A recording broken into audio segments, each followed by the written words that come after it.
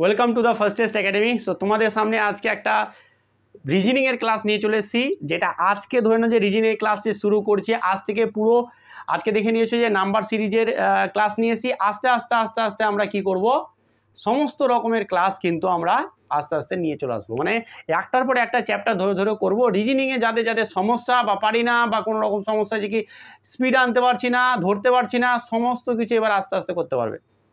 তা আমরা reasoning class আজকে নিয়ে আসি, একটার পরে একটা সমস্ত চ্যাপ্টার একটা একটা করে আমরা শুরু করব। তো আজকে যেটা নিয়ে এসে এটা হচ্ছে নাম্বার সিরিজ। এই নাম্বার সিরিজ কিন্তু মানে প্রত্যেকটা এক্সামে 2 থেকে 3টে করে কোশ্চেন থাকে। তো আজকে আমি যেভাবে করাবো দেখবে সমস্ত কিছু ডাউট ক্লিয়ার হয়ে গেছে। দেখো, প্রথমত কথা হচ্ছে যে আমাদের এই নাম্বার সিরিজে 3-4টা টাইপ থাকে, ঠিক আছে? সেই টাইপগুলো তুমি যদি জেনে নিতে পারো তাহলে নাম্বার সিরিজটা করতে কোনো রকম সমস্যা নেই। কীরকম টাইপ দেখো, আমাদের একটা হচ্ছে যোগ, একটা হচ্ছে গুণ, একটা হচ্ছে ভাগ, আর মাইনাসের ক্ষেত্রে ক্ষেত্রে কিছু কিছু সময় থাকতে পারে। আবার কিছু কিছু কি থাকে, X square plus minus X, আবার X Q plus minus X. এই যে টাইপগুলো লেখালাম, এই টাইপ ধরে ধরে কিন্তু তোমাদের কোশ্চেন আসে, এর বাইরে খুব কমই থাকে। কি বলছি, এই ক্লাসটা দেখে নাও, তোমাদের সমস্ত ডাউট ক্লিয়ার হয়ে যাবে।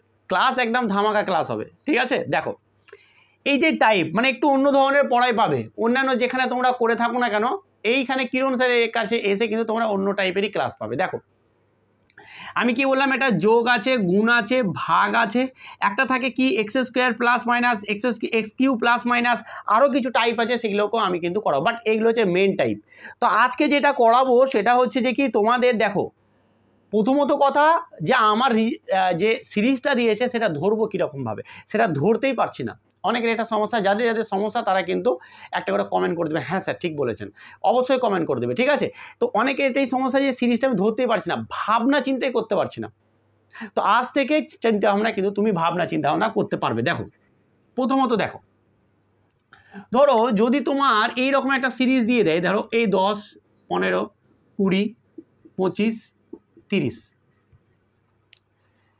দেন বলে দিয়েছে যে পরেরটা কথা হবে। এটা একটা ছোট সিরিজ, বাট আমি তোমাদেরকে বোঝাচ্ছি। দেখো, রিজনিং তোমাদেরকে আমি প্র্যাকটিস করাচ্ছি না, এখানে রিজনিং শেখাচ্ছি যে কীভাবে ধরতে পারো। তো ক্লাসটা দেখো প্রথম থেকে শেষ পর্যন্ত, অবশ্যই নতুন কিছু আজকে শিখতে পারবে।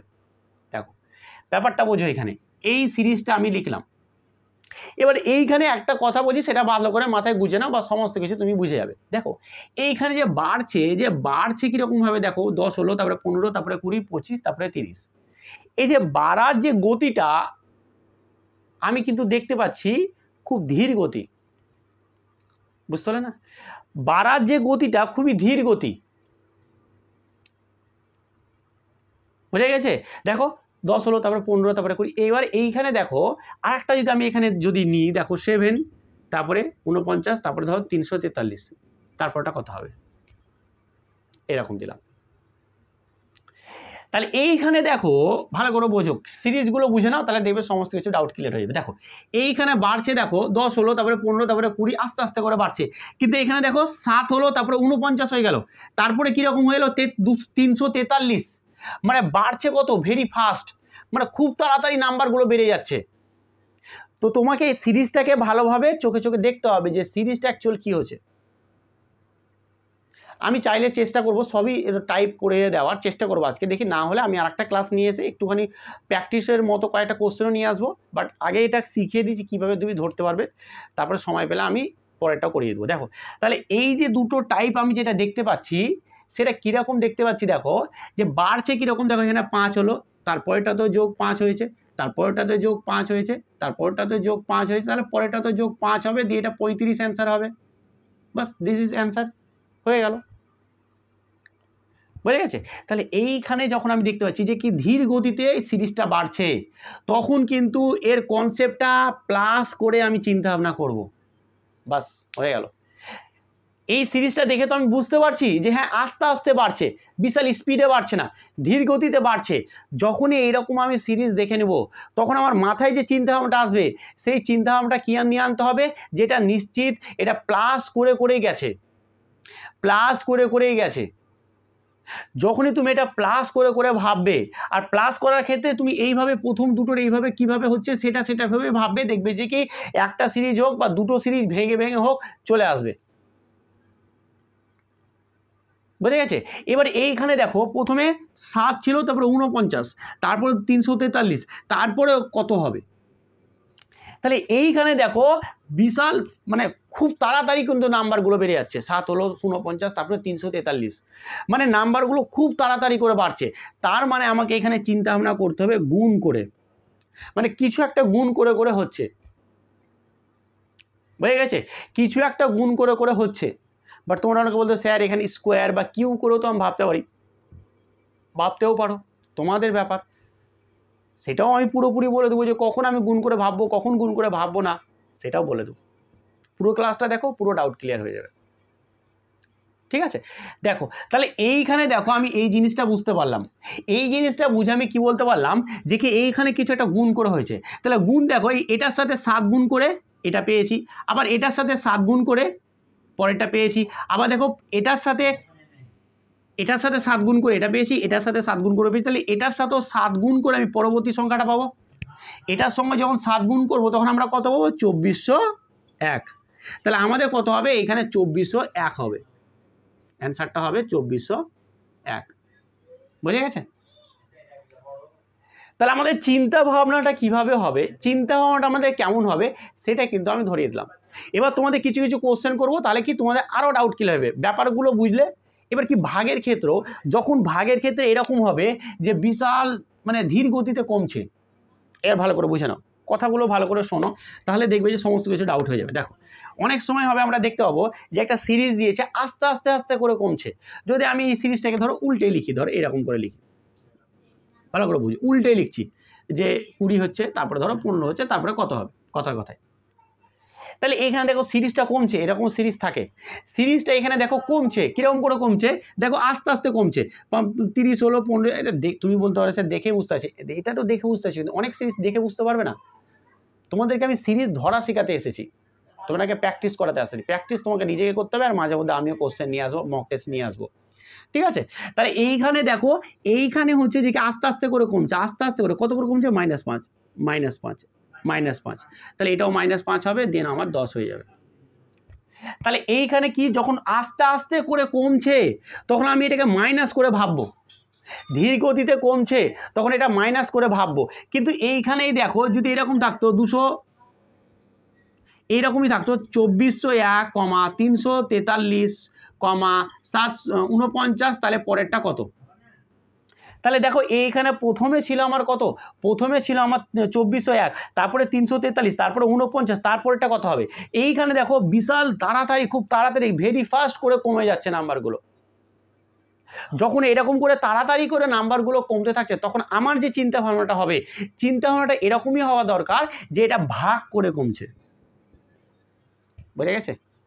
তখন আমাদের এগুলা কি করছে যে ভাগ করে করে কমছে, তখন আমাদের চিন্তা ভাবনাটাকে ভাগ করে ভাবাবো, দেখবে তখন তুমি সিরিজটা ধরতে পারবে। এবার এই যে জিনিসগুলো আমি শিখালাম এর উপরে তোমাদেরকে আমি কিছু কিছু কোশ্চেন করাই। দেখো আমি এইখানে দুটো সিরিজ নিয়ে এসেছি, দেখো কোশ্চেনগুলো দেখো কীরকম। এইখানে বলছে 5, 10, 20, 25, 40, ভালো করে বোঝো।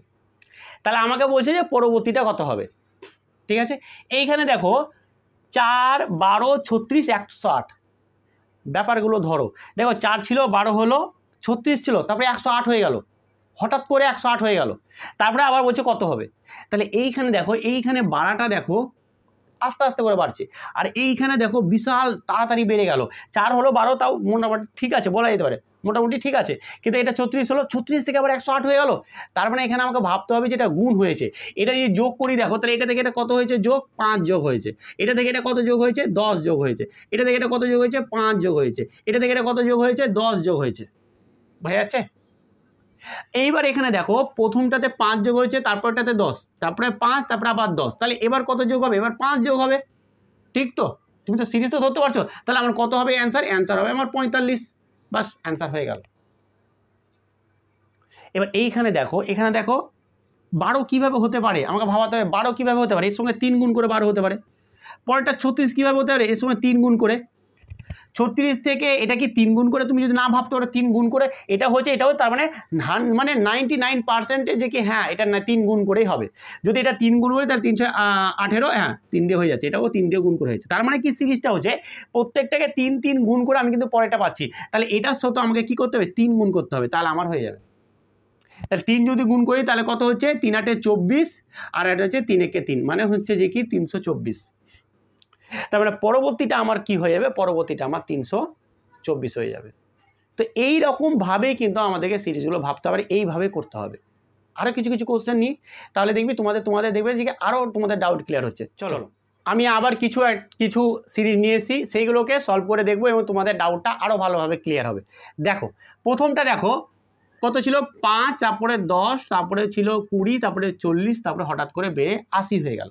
দেখো এইখানে তুমি 5 হলো, তারপরে 10 হলো, তারপরে 20 হলো, 40 হলো, তারপরে 80 হলো।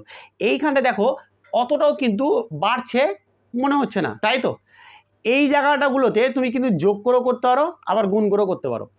কি বললাম, যোগ করেও করতে পারো, গুণ করে করতে পারো। কিন্তু একটা জিনিস দেখো, 40 থেকে 80 এটা অনেকটা বড় গ্যাপ, ভালো করে বোঝো।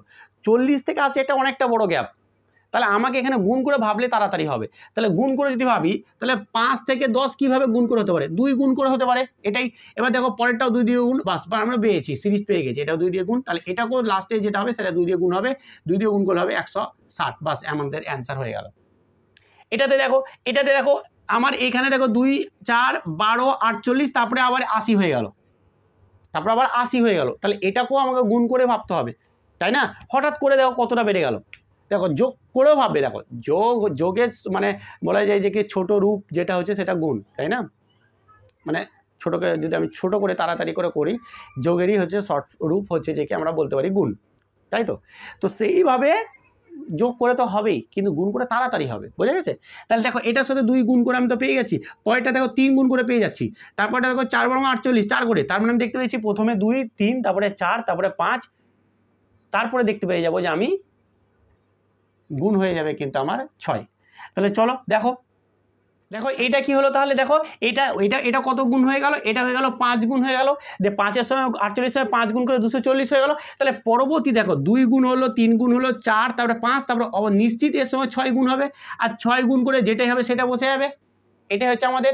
তাহলে 6 দিয়ে যদি গুণ করি তাহলে একটা শূন্য তো শূন্য থেকে গেল, 4 6 24, হাতে থাকলো 2, 6 2 না 12, 12 দিয়ে 14, তা আমাদের কত হয়ে গেল, আমাদের হয়ে গেল 1440, বাস গুণ করে হয়ে গেল। এরপরে দেখো এবার এইগুলো দেখো, এগুলো 160 ছিল, তারপরে 80 হলো, তারপরে 40 হলো, তারপরে 20 হলো, তারপরে কতটা হবে।